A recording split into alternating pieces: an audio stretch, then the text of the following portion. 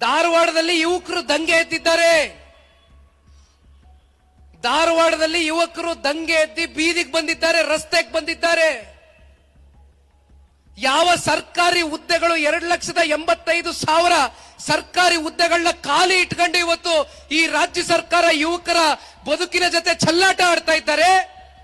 ಅನೇಕ ಜನ ರೈತಾಪಿ ವರ್ಗದ ಮಕ್ಕಳು, ಅನೇಕ ಜನ ಮಧ್ಯಮ ವರ್ಗದ ಮಕ್ಕಳುಗಳು ಸಾಲ ಸೋಲ ಮಾಡಿ ಕಾಂಪಿಟೇಟಿವ್ ಎಕ್ಸಾಮ್ಸ್ ನ ತಗೊಂಡು ಪಾಸ್ ಆಗಿದ್ದಾರೆ. IAS KS ಪದವೀಧರರಿದ್ದಾರೆ. ಕಳೆದ ವರ್ಷ ಇದೇ ಮಾನ್ಯ ಮುಖ್ಯಮಂತ್ರಿಗಳ ಟ್ವಿಟರ್ ಅಕೌಂಟ್ ಅಲ್ಲಿ ಇವತ್ತು ಬೆಳಗ್ಗೆ ಮತ್ತೆ ನಾನು ನೋಡ್ತಾ ಇದ್ದೆ, ಕಾಂಗ್ರೆಸ್ ಸರ್ಕಾರ ಒಂದು ಮಾತು ಕೊಡುತ್ತೆ, 2,85,000 ಸರ್ಕಾರಿ ಹುದ್ದೆಗಳೇನು ಖಾಲಿ ಇದೆ, ಸಂಪೂರ್ಣವಾಗಿ ಭರ್ತಿ ಮಾಡ್ತೀನಿ ಅಂತ ಹೇಳಿದ್ರು.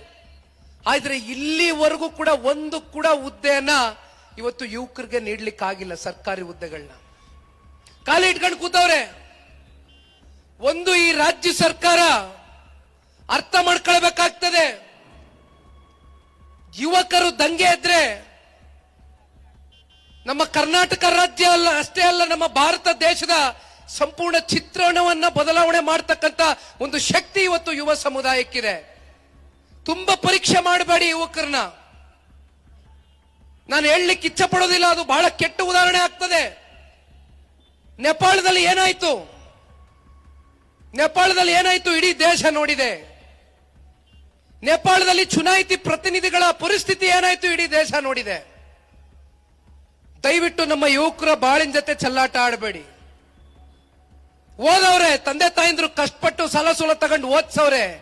ಯುವಕರು ಕೇಳ್ತಾ ಇರ್ತಕ್ಕಂಥದ್ದು ಒಂದೇಯ, ಸ್ವಾಭಿಮಾನದ ಬದುಕು, ಸ್ವಾವಲಂಬಿಗಳಾಗಿ ಅವರ ಸ್ವಂತ ಕಾಲ ಮೇಲೆ ನಿಂತು ದುಡಿತಕ್ಕಂತ ಒಂದು ಇಚ್ಛಾಶಕ್ತಿ ಇಟ್ಕೊಂಡಿರ್ತಕ್ಕಂಥ ಯುವಕರ ಜೀವನದ ಜೊತೆ ಚೆಲ್ಲಾಟ ಆಡ್ತಾ ಇದ್ದಾರೆ ಕಾಂಗ್ರೆಸ್ನವರು.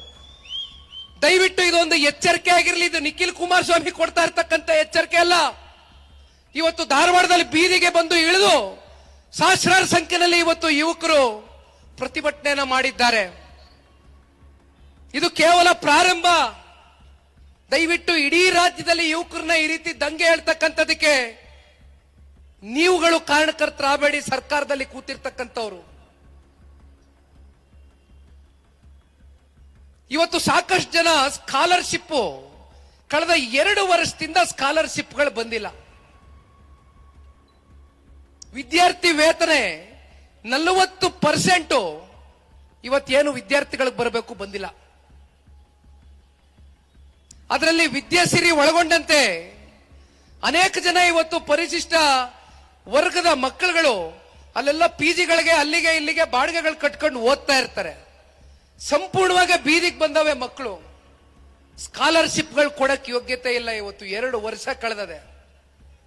ಟಿ ನರಸೀಪುರದಲ್ಲಿ 1,500 ಜನ ಮಕ್ಕಳು ಪ್ರತಿ ವರ್ಷ ಸ್ಕಾಲರ್ಶಿಪ್ ಏನು ಕೊಡಬೇಕಾಗಿತ್ತು, 1,500 ಮಕ್ಕಳಿಗೆ ಸ್ಕಾಲರ್ಶಿಪ್ ಕೊಟ್ಟಿಲ್ಲ ಅಂತಕ್ಕಂಥದ್ದು ಇಲ್ಲಿರ್ತಕ್ಕಂಥ ಪ್ರಭಾವಿ ಸಚಿವರು ಏನ್ ಹೇಳ್ತಾರೆ ಕೇಳಿದ್ರೆ ಮಾಧ್ಯಮದ ಮುಂದೆ ತಾಂತ್ರಿಕ ದೋಷ, ತಾಂತ್ರಿಕವಾದಂತ ದೋಷ, ಕೊಡೋದಕ್ಕಾಯ್ತಾ ಇಲ್ಲ ಅಂತ ಹೇಳ್ತಾರೆ.